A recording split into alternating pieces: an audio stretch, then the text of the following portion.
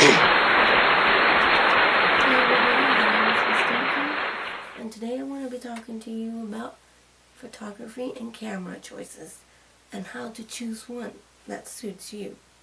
So for instance, the number one question that people always ask is, how did you get started in photography and what kind of camera should I get? And I always tell them, well, I can't necessarily give you any pointers, but I can tell you what kind of cameras are out there. But it wouldn't do any good. Recommending a camera to somebody can't really do much good, and here's why. One is we don't know your budget. For instance, my budget, I wanted to keep it under $600 to $500. There's some people that don't have a budget. Great, that's amazing. So there's a lot of cameras that cater to those budgets. So there's cameras that are up to the $12,000, like $2,000 mark to $500, $400 mark, depending on what your budget is.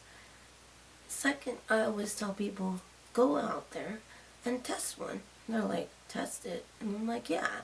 You can go to Walmart, you can go to Best Buy, Best Place. Costco even has them sometimes. They have like models you can play with. And I always recommend people to play with them. To go in there, pretend that that's their camera, and just start moving things around. I mean, just start grabbing the camera, start looking through the lens, start seeing how that feels in your hand, and if you generally would take this home. Do you like the price range? Do you like the settings? Do the settings make it easy for you to understand? Is it self-explanatory where you're not constantly going, what does that mean? Huh? What? So, there's my tip. So, with that said, there is a lot of cameras out there. There's billions and trillions of great cameras out there. But what generally I tell my friends and people that always generally ask me is, I usually always tell them, I can suggest you many. And I said, but it wouldn't make a difference because I don't know your budget and I generally don't know what you're trying to use it for. Are you trying to do film, or are you trying to do photography, or are you just wanting to just have a camera just in general? And I always tell people, go out there and test them and see which one suits you. Now second, I always see people doing this, and this is something that I cannot express, is you'll go out there and you'll buy a camera, and a lot of people will start telling themselves, hey, I'm a photographer. Wanna know why? Because I did it. When I first got my camera, it was for my brother's wedding, and I thought I was ready to conquer the world, and I was going to be the best photographer out there. I was so excited, and it was my gift from my grandfather and my dad. I was pitched in, they gave me a Nikon D40, and I was super excited, and I started taking pictures, and guess what? I literally almost failed. Why? Because I didn't do my research, I didn't do my work. So, with that said, I think you should also, before you buy a camera, I think you should also learn the settings and learn the film of photography, meaning learning what f-stop means, learning what shutter speed means, learning what aperture is, learning the little thirds and comprehension, and why you have all those things. Because sometimes I used to take a picture and I used to look through the lens, and I would look through the lens, everything looked crystal clear, ready to go, and I would shoot the picture. And when I printed it out, it was blurry as can be. And sometimes I would just look at myself and be like, oh my god, dude, like, that's embarrassing. Like, I don't want to give that to my client. Like, he's not going to like that at all. So that was one of the things that I did wrong. I just started the wrong way. So the best way to do it is, I always tell people, is study first. Practice on anything you can get your hands on. Go out there and ask your friends, your family, and if you have children, Practice on your children. I practice on my son so many times. He's annoyed with me.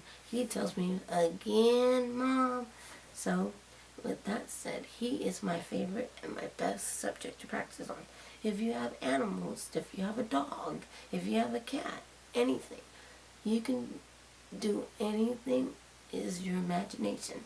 So, I took a class at Bakersfield College, and my grandfather, who was the one that influenced me into doing this, because he gave me the passion for it, he would always give me little tips in there, and he would give me books to read, and he would tell me, if you read this book, you will get it. And he's like, you just need to read it, do the work. And sometimes we get so caught up in not wanting to do it. We got the passion for it, but we don't got the drive. So you have to have both. I think you have to have the passion and the drive. The willing to put the work into it. So meaning reading, studying, and learning your settings. And learning what it takes to get a good photo. Second is learning how to market. That's something I'm learning how to do, is how to put your photography out there. So the best way to do it is practice. This is what I'll tell most of my friends. I tell them, okay, I'm willing to take your photo, but I will not charge you. But will you be willing to let me use you as my portfolio so that I can build my photography portfolio? They're like, sure. And half of the time, they usually say yes. And I end up building my portfolio, and I'm always constantly asking people, hey, you want to do pictures? And usually, if the only time that I've ever charged anybody, that's if they want prints. I usually let them know ahead of time, hey, I'm not going to charge you, this is for free, but in the end, I just want to get your approval and your permission that I can use you for my advertisement, for my portfolio, so that I can have something to show future clients. And they're like, okay. And then they asked me, well, can I get prints? And I said, but I would have to charge you for prints. For printing, I do charge. So now I tell them no. I said, I email you the raw files so that you can go out there and print them yourself. And you pay whatever you want to pay to get them printed in whatever sizes you want. And that's my little trick that I've been doing, and it has worked great for me. Another thing is learning your style. What kind of photographer you want to be. Do you want to be a landscape photographer, or do you want to be a portrait photographer, or do you want to do a nature photographer, like just capture nature within itself, or do you want to do a video photography? It's just learning what your style is and what you want to do. So for instance, I love weddings, and I was thinking, oh, I'm going to be the best wedding photographer there is out there. And I failed because I didn't do my work again. I thought I was ready, and I thought I read enough, and I did enough, and I was like, oops. So, one of my best friends got married. Her uncle was a photographer, and he did her wedding. But I had asked her ahead of time, hey, is it okay if I take my camera and I do secondary photography, meaning I stay out of your uncle's way and I practice. And I did. And she was willing to let me do that. So I started shooting because I wanted to be a wedding photographer. So I thought that would be my best way. And that is a good tip. Is sometimes you may want to ask photographers around your area and ask them, hey, can I learn from you? Do you need an extra set of hands?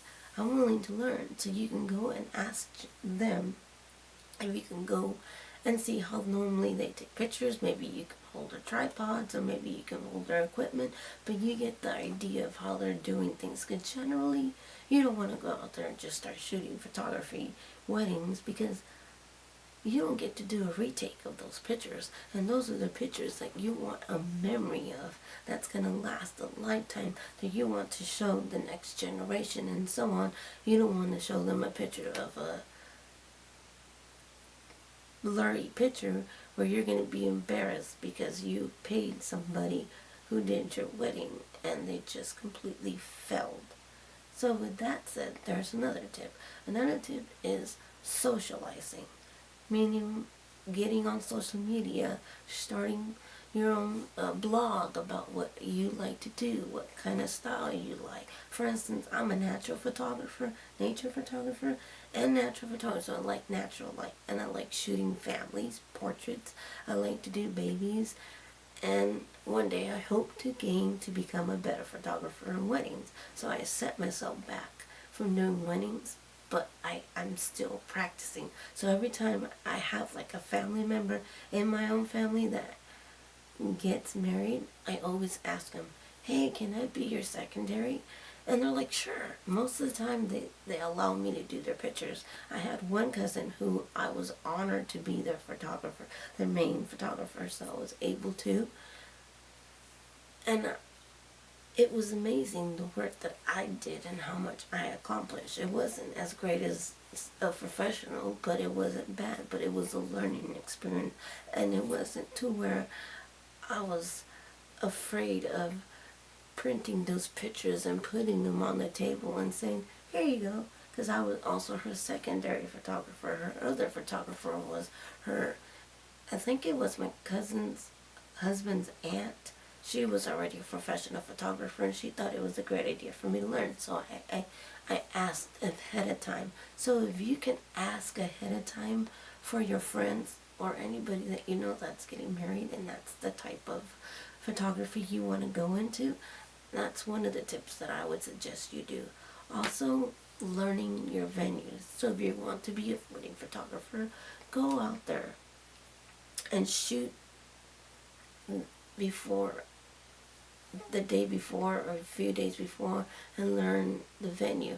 Learn where you would like to shoot. Learn if the lighting is better this way, where it is you would like to pose better, because sometimes it can be really hard to shoot. For instance, I did this sweet 16 birthday party for a friend of mine at work, and I failed her completely because I didn't know the venue, and as soon as they turned off the lights, everything was dark, and I couldn't even see my settings, and I was trying to figure out how to set the pictures, and every time I would take a picture, every single picture was coming out blurry.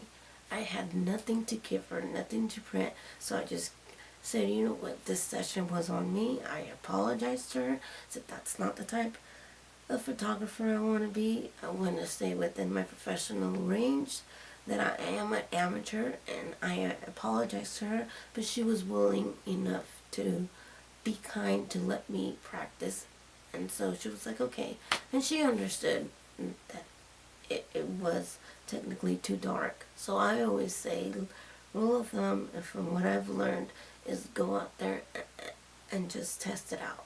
So if you're going to go out there and take pictures of a wedding and you're in this venue that you've never been in, ask if you can go in a day before and take a tour and learn your lighting. See if it's too light over here, if there's not enough light over here, because I don't have a lot of light to work off, just natural light. So whatever light I get and whatever the sunlight brings in, or the windows, or whatever, or from the ceiling, from the natural lights that there is, that's all I have to work with. So I have to learn how to set my settings so that I can get more in, so that my picture can be more focused, more bright, and more visible and more clear, so that people can see what I'm trying to shoot at. So with that said, that's my other tip. My next tip is learning your clientele. Doing what a lot of photographers tend to do is they do free giveaways. Every single month I see a lot of photographers do free giveaways. So they go in there and they say, hey, this week I'm giving away a mommy session because it's Valentine's Day, and if you share my page and put that you liked my page and subscribe to my photography page, I will pick somebody and blah blah blah, and then somebody gets a free photo shoot. There's usually always a winner. So I always suggest investing in a free session of like once you get better at it and you start doing your business, always give back, and that's gonna give you more clientele. Second is getting in groups like in Facebook. I've learned so much from it. So going into groups or asking people, you don't have to necessarily go on Facebook, but it's easier for me to go into Facebook and I log in and I try to find groups that are for photography. So I go type in photography groups for beginners and I join their group page, and those Facebook pages are for constructive criticism, so I'll submit my work and I'll get constructive criticism. Some were really harsh and it hurt my feelings, but I accepted them and I learned to soak in all the information they were giving me. And it was like a learning tool, like, okay, your conversation, your rule of thirds, learn that because your composing is way off, or your focus is way off, or learning your it's too bright, the picture is too bright, and they would give me really good reviews to where now when I take pictures and I submit them, I get great feedback because I am learning everything that I can to become a better photographer. So that's another tip that I like to tell people, is to get into groups or ask people that you know that are generally in knowledge of photography and know what photography is all about, to give you constructive criticism. Because usually if you were to go give that picture to your mom or your dad or your grandpa or your uncle, they would look at you and they'd be like, oh, you did a good job. That sometimes they tend to do what they call the little white lies, and that's not at all what you need. What you need is real constructive criticism, something that's going to help you grow and make you realize what you are doing wrong. Because see, I believe that, in my opinion, is I can't change what I don't acknowledge. Meaning, if I don't know what I'm doing wrong, I'm never going to fix it because I don't know what I'm doing wrong. So there's one reason why I went into these groups and I asked them, hey, can I join your group? And most of the time they'll say, yeah. They'll have like a little rules, like, will you follow these rules? And then you just submit yes. And then within a day or two, or maybe that same day, you've been approved to join photography group for beginners. And then you can start submitting your work and asking them for advice and ideas and vice versa. So, and then third is marketing, is learning how to market your website, your business cards, and just handing them out and doing word of mouth.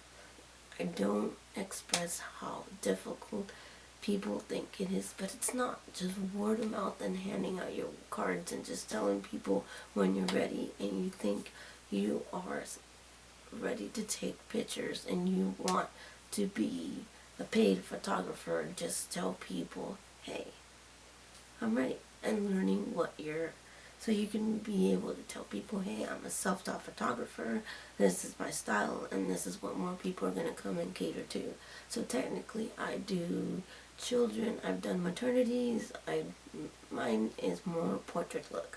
There's different styles of photography, like a lot of people do boudoir pictures. There's also a lot of people that I've seen that do they call it fine art photography, which is like almost like not Playboy, but pretty much pretty close to it, because the girl is kind of like nude, and it's not necessary. Sometimes they do show some cleavage, but they never show anything other than that, and it's like a very kind of classy pose, and the girl it's just very fine photography. It's very magazine styled looked photography. So it's just learning your styles and being able to tell people what your style is.